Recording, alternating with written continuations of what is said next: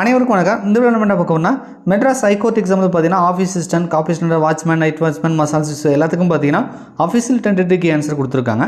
So இதுக்கு முந்தின வீடியோவில் பார்த்தீங்கன்னா நம்ம ஆஃபீஸ் அசிஸ்டன்ட்கான அஃபிஷியல் டென்டேட்டிவ்க்கு ஆன்சர் பார்த்தோம். ஸோ இந்த வீடியோவில் வாட்ச்மேன், நைட் வாட்ச்மேன், தூய்மை பணியாளர், மசால் எல்லாம் இருக்கு இல்லையா?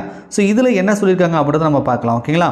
ஸோ அப்ஜெக்ஷன் பண்ணுறதை பார்த்தீங்கன்னா அதே மாதிரி தான் வந்து கொடுத்துருக்காங்க. இது எக்ஸாம் நடந்தது, ஞாயிற்றுக்கிழமை நடந்தது. உயர்நீதிமன்றம் இணைந்தது, அதாவது முகவரி பாருங்கள், JRC MHC. ஸோ இந்த இமெயில் ஐடி பார்த்துக்கோங்க, JRCMHC2024@gmail.com. ஸோ அதுக்கு வேறு இமெயில் ஐடி கொடுத்துருந்தாங்கன்னு நினைக்கிறேன். இதுக்கு வேறு மாதிரி வந்து கொடுத்துருக்காங்க. ரைட்டா? அதில் ரெக்கர்மெண்ட் அது மாதிரி வந்து கொடுத்துருந்தாங்க. இதில் JRCMHC2024@gmail.com.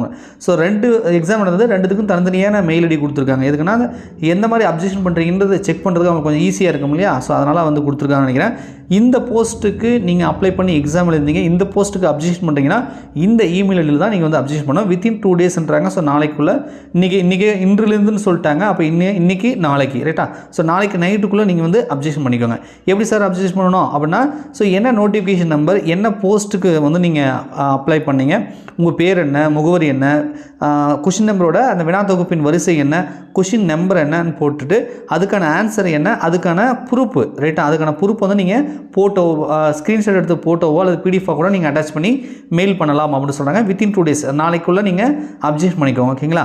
ஸோ என்ன ஆன்சர் கீ கொடுத்துருக்காங்க நான் படிக்கிறேன். இதில் ஏதாவது அப்ஜெக்ஷன் இருந்துச்சுன்னா நீங்கள் கமெண்ட்ஸில் சொல்லுங்கள். நண்பர்கள் மூலியமாக நம்ம வந்து அப்ஜெக்ஷன் பண்ணிக்கலாம். நீங்களும் வந்து பண்ணுங்கள். நம்ம டெலிகிராம் சேனலில் மறக்காமல் ஜாயின் பண்ணிக்கோங்க. டெலிகிராம் சேனலுக்கான லிங்க் வந்து இந்த வீடியோவோட டிஸ்கிரிப்ஷனில் இருக்குது. ஓகேங்களா? சரி, என்ன சொல்லியிருக்காங்கன்னா 400, இதனை பிரித்து எழுத கிடைப்பது என்னன்றாங்க. 4 + 100ன்னு போட்டிருக்காங்க.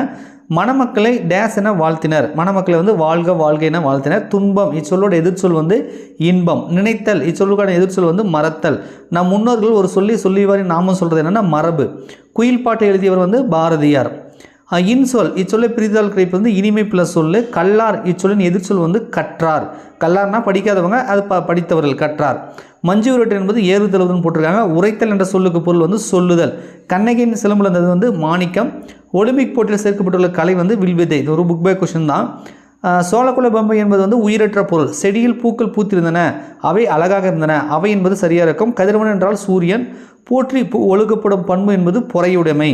ஸோ அதுவும் சரியாக தான் இருக்குது. குனிந்து இச்சொல்லுக்கான குறிக்கும் பொருள்னா வளைந்து. வையகம் என்றால் உலகம் என்ற பொருள், அதுவும் கரெக்டாக தான் இருக்குது. மணித்துளி, மணி + துளி. வெற்றி என்றது சொல்லினோட எதிர்ச்சொல் வந்து தோல்வி. அருகில் என்ற சொல்லின் எதிர்ச்சொல் வந்து தொலைவில். வாழ்க்கையை நெறிப்படுத்த உதவு வந்து கல்வி. என்பு என்றால் எலும்பு. நூல் இச்சொல் உணர்த்த பொருள் என்னென்னா புத்தகம். ஆன்ற இச்சொல்லின் பொருள் என்ன உயர்ந்த. அறநெறி, அறம் + நெறி கரெக்டாக இருக்குது. உன்னை தவிர இத்து வரும். ஸோ உன்னை தவிரன்னு வருது. விழுந்து என்ற சொல்லோட எதிர்ச்சொல் வந்து எழுந்து. கண் இமைக்கும், கண் இமைக்கும். ஸோ ஆப்ஷன் வந்து சரியாக இருக்குது. பொற்காசு இச்சொல்லை பிரித்து எழுத கிடைப்பது வந்து பொன் + காசு. சி ஆப்ஷன் போட்டிருக்காங்க.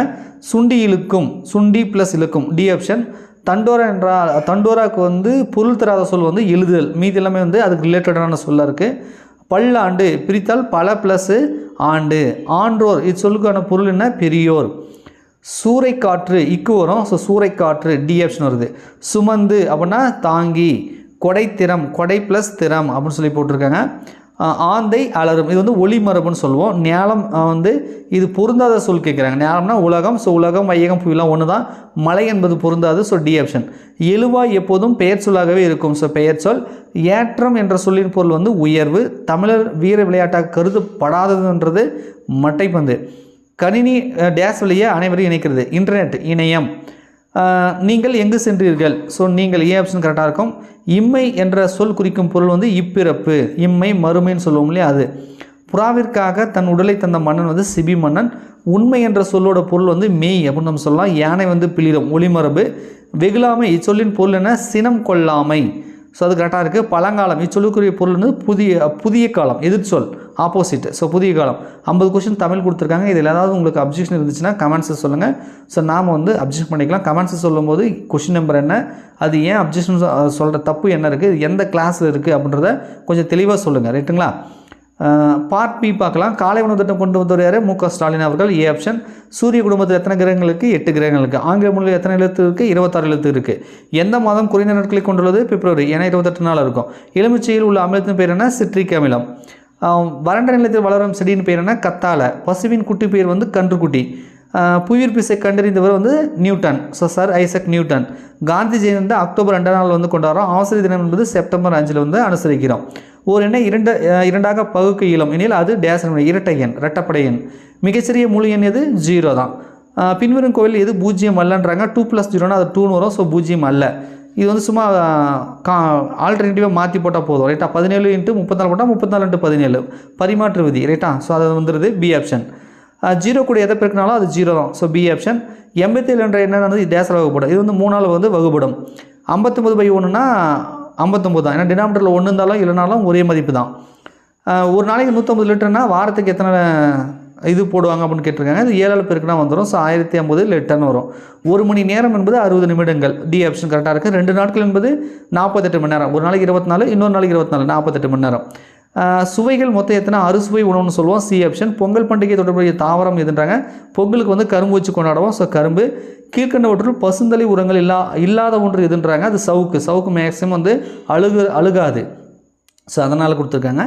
ஆடிப்பட்டம் தேடி விதைக்க வேண்டும். கரெக்டாக இருக்குது. C option. நாளொன்றுக்கு எத்தனை முறை பல் துலக்க வேண்டும்? காலையும் இரவும். ஸோ 2 முறை என்பது சரி. நாம் உண்ணும் உணவுகளுக்கு இடைப்பட்ட கால இடைவெளி எத்தனை மணி நேரம் இருக்க வேண்டும்? ரைட்டா? 4 மணி நேரம் என்பது கரெக்டு. ரைட்டா? சில பேர் 6 மணி நேரம் 5 மணிலாம் போட்டிருப்பீங்க. 4 மணி நேரம் என்பது சரி. நான் இதுதான் நம்ம வின்னஸ் கிளாஸ் அகாடமி சார்பாக டென்டேட்டிவாக கொடுத்துருப்போன்னு நினைக்கிறேன். சில பேர் 6 மணி நேரம் போட்டிருப்பீங்க. ரைட்டா? இதனால் குறைந்தபட்சம் அப்படின்றதான் கணக்கு. நீங்கள் மேக்ஸிமம் போட்டிருப்பீங்க. மேக்ஸிமம் 6 மணி நேரத்துக்கு அப்புறம் சாப்பிட்லான்னு சொல்லி, குறைந்தபட்சம் எந்த சாப்பாடு சாப்பிட்டாலும் ஒரு 4 மணி நேரத்துக்கு அப்புறம் நம்ம மீண்டும் வந்து சாப்பிடலாம் அப்படின்றது ஒரு கணக்கு இருக்குது. ஸோ அதனால் 4 மணி நேரன்றதை நம்ம ஒரு சொல்லலாம். ஆக்சுவலாக 4.5 மணி நேரம் 5 மணி நேரம் தான் வரும். இவங்க சராசரி என்ன பண்ணியிருக்காங்கன்னா 4 மணி நேரம் போட்டிருக்காங்க. நானும் இந்த ஆன்சர் தான் சொன்னேன். இது லோயர் கிளாஸ் புக்கில் கொஞ்சம் கொடுத்துருக்காங்க. ரைட்டா? ஸோ பார்த்துக்குவாங்க. கரெக்டான எக்ஸாக்டாக கொடுக்கல, பட் அதை பேஸ் பண்ணி நான் சொன்னால் கரெக்டாக தான் இருக்குது. ஆற்று நீரை சேமிக்க நீங்கள் ஏதாவது உங்கள்கிட்ட இது சப்போஸ் நான் சொன்ன 4 மணி நேரம் இவங்க 4 மணி நேரம் கொடுத்துருக்காங்க. ஆனால் உங்கள்கிட்ட 6 மணி நேரத்துக்கோ 5 மணி நேரத்துக்கோ ப்ரூஃப் இருந்துச்சுன்னா நீங்கள் தாராளமாக அப்ஜெக்ஷன் பண்ணுங்கள். ஓகேங்களா? அதை நான் சொல்கிறதுக்காக நீங்கள் அப்ஜெக்ஷன் பண்ண தேவையில்ல. ஆதாரம் இருந்தால் தாராளமாக அப்ஜெக்ஷன் பண்ணிக்குவாங்க. ஓகேங்களா? ஆற்று நீரை சேமிக்க ஏற்படுத்தப்படும் அமைப்பின் பேர் என்ன? அணை தான். கொசுவின் மூலம் பரவுவது டெங்கு தான். மக்கும் குப்பைகளை வந்து பச்சை தொட்டியில் போடணும். டேஸ் ஒரு சிறந்த கிருமிநாசினி. மஞ்சள் என்பது சரியாக இருக்குது. உழவை நண்பு என்பது மண்புழு. வெயிலில் செல்லும் போது எந்த நிற ஆடைகளை அணிய வேண்டும்? வெள்ளை. ஆக்சுவலாக நான் வந்து கருப்புன்னு சொல்லியிருப்பேன்னு நினைக்கிறேன். பரவாயில்ல, வெள்ளைன்னு கொடுத்துருக்காங்க. நிறைய பேர் வெள்ளை தான் போட்டிருப்பீங்க. நீங்கள் கூட கமெண்ட்ஸை சொல்லியிருந்தீங்க. கரெக்டாக தான் இருக்குது இல்லையா? ஸோ வெள்ளை என்பதே சரி தான். ஓகேவா? உணவின் ருசியை கூட்டுவது எது அப்படின்னா உப்பு. முதலுதவி பெட்டியில் இல்லாத பொருள் எது? சர்க்கரை. தீக்காயம் ஏற்பட்டால் முதலில் என்ன செய்ய வேண்டும் அப்படின்னு சொல்லியிருக்காங்க. ஸோ தண்ணீரில் நனைக்க வேண்டும். ரைட்டா? நம்ம மருத்துவரிடம் செல்ல வேண்டும் அப்படின்னு போட்டிருப்போம்னு நினைக்கிறேன். ஸோ தீக்காயம் ஏற்பட்டால் முதலில் செய்ய வேண்டியது தண்ணீரில் நனைக்க வேண்டும். இதுவும் சரியாக தான் இருக்கும். ஸோ சி ஆப்ஷன் வந்து கொடுத்துருக்காங்க. கந்தையானாலும் கசைக்கு கட்டு. இது கிழிந்த ஆடை என்பது பொருள். இது தரிசு நிலம் என்பது வந்து எதுவும் விளையாதது. ரைட்டா? மின்சார அதிர்ச்சி எலக்ட்ரிக் ஷாக் ஏற்பட்டால் முதலில் செய்ய வேண்டியது என்ன? மின் இணைப்பை வந்து துண்டிக்கணும். கரெக்டாக? நமது பழமையான மருத்துவ முறை எதுன்னா சித்த மருத்துவம். அழகுக்காக வளர்க்கக்கூடிய செடி வந்து இந்த குரோட்டான் என்பது. நடவு செய்ய தேவையான பயிர்களை வளர்க்குறது நாற்றங்கால். வெயிலுக்கு இதமான ஆடை எது அப்படின்னா பருத்தி ஆடை. இது ஒன்றும் பிரச்சனை இல்லை. இது கரெக்டாக தான் இருக்குது. வீட்டை தூய்மையாக எப்போதும் வைத்திருக்க வேண்டும். காய்கறிகளை கழுவிட்டு வெட்ட வேண்டும். இதுவும் கரெக்டாக இருக்குது. எள்ளிலிருந்து நல்லெண்ணெய் எடுப்பாங்க. ஸோ சி ஆப்ஷன் கரெக்டாக இருக்குது. காற்றின் அழுத்தத்தை எதன் மூலம் அளக்கின்றனர்? காற்றழுத்தமானி. இது வந்து நீங்கள் அப்ஜெக்ஷன் பண்ணுறதா தான் பண்ணலாம். எப்படின்னா பாராமானி என்பதும் சரி, காற்றழுத்தமானும் சரி. ஆனால் இவங்க வந்து வாட்ச்மேன், நைட் வாட்ச்மேனுக்கு வந்து ஆங்கிலம் கிடையாது. எல்லாமே கொஷின் பார்த்தீங்கன்னா தமிழில் தான் இருக்குது. இது ஆஃபீஸ் சிஸ்டம் பார்த்தா ஜிகே கொஷின் வந்து இங்கிலீஷில் இருக்கும், தமிழ் இருக்கும். அப்போ இங்கிலீஷில் இருக்கிறது தான் இறுதின்னு சொல்லுவாங்க. இந்த டிஎன்பிசிக்காரன் சொல்லுவாங்கல்ல, இங்கிலீஷில் இருப்பதே இறுதி. தமிழில் தப்பாக இருந்தாலும் ரைட்டாக இருந்தாலும் கன்சிடர் பண்ண மாட்டாங்க. ஆனால் இது வந்து எழுது படிக்க தெரிஞ்சால் போதுன்னு சொல்கிறது. ஸோ அதனால் வந்து தமிழில் இருக்கிறது தான் சரி. இது இங்கிலீஷே கிடையாது. ஆனால் பாராமானியும் காற்றழுத்தமானியும் வெவ்வேறு கிடையாது. இங்கிலீஷில் பாராமானி, அதுக்கு தமிழில் டிரான்ஸ்லேஷன் பண்ணால் அதை காற்றழுத்தமானி தான் சொல்லுவாங்க. ரைட்டா? ஸோ டி ஆப்ஷன் வந்து சரியாக இருக்குது. புக்கில் வந்து ப்ரூஃப் இருக்குது. நீங்கள் வேணால் இதுக்கு அப்ஜெக்ஷன் பண்ணி பாருங்கள். பாராமணின்னு போட்டிருந்தால் நீங்கள் அப்ஜெக்ஷன் பண்ணி பாருங்கள். அவங்க கன்சிடர் பண்ணால் பண்ணுறாங்க, பண்ணாங்கட்டி போகிறாங்க. பட் நீங்கள் போட்டிருந்தால் அப்ஜெக்ஷன் பண்ணுங்கள். ரைட்டா? ஆனால் காற்றழுத்தமானி தவறு கிடையாது. இது ஒன்றும் தவறு கிடையாது. இதுவும் சரிதான். காற்றழுத்தமானின்றது சரியாக இருக்குது. அழுத்தத்தை கண்டுபிடிச்சா காற்றழுத்தமானி. ரைட்டா? ஸோ டி ஆப்ஷன் சரியாக இருக்குது. நானும் காற்றழுத்தமானி தான் கொடுத்தேன். உடலுக்கு ஊட்டமான உணவு எதுன்னா ஆவியில் வேக வைத்தது. ரைட்டா? ஸோ இது கரெக்டாக தான். அவசர அழைப்பு மருத்துவம் வந்து 108 ஆம்புலன்ஸு. ஒரு நபர் ஒரு நாளைக்கு வந்து 3 லிட்டர் குடிக்கணும். கரெக்டாக தான், டி ஆப்ஷன் கரெக்டாக இருக்குது. நெல்லிக்காயில் வந்து வைட்டமின் சி இருக்கும், கரெக்டாக தான் இருக்குது. ஸோ நாம் வின்னர்ஸ் கிளாஸ் அகாடமி சார்பாக கொடுக்கப்பட்ட ஆன்சர் கீழே 2 கேள்வியில் வந்து மாறுபடுது. ஒன்று வெயிலில் போடுறது வந்து வெள்ளை சட்டை, ரைட்டா? ஒன்று வெள்ளை சட்டை, நாம் வந்து கருப்பு அப்படின்னு சொல்லி கொடுத்துருந்தோம் இல்லையா? ஸோ அது வந்து கரெக்டாக தான் இருக்குது. வேறு என்ன நம்ம கொடுத்துருந்தோம்? கொசு ஆற்று நாம் உணவு, பொங்கல் பண்டிகை, பசுந்தலை, சவுக்கு, சுவைகள், அறுசுவை, மேக்ஸ் எல்லாம் கரெக்டாக தான் நம்ம கொடுத்துருப்போம் இல்லையா? வேறு ஏதாவது மாற்றி நம்ம கொடுத்துருந்தோமா? இரட்டை எண், ஆசை தினம், காந்தி ஜெயந்தி, பசுவின் குட்டுப்பெயர். ஸோ அது அந்த ஆடை வந்து நம்ம தவறாக கொடுத்துருந்தோம். வேறு ஏதாவது இருக்கான்னு உங்களுக்கு சொல்கிறாருங்க. ஸோ இது வந்து பார்த்தீங்கன்னா தீக்காயம் ஏற்பட்டால் முதலில் என்ன செய்ய வேண்டும் அப்படின்னா தண்ணியில் நினைக்க வேண்டும் கொடுத்துருக்காங்க. நான் மருத்துவ செல்லன்னு போட்டிருந்தேன்.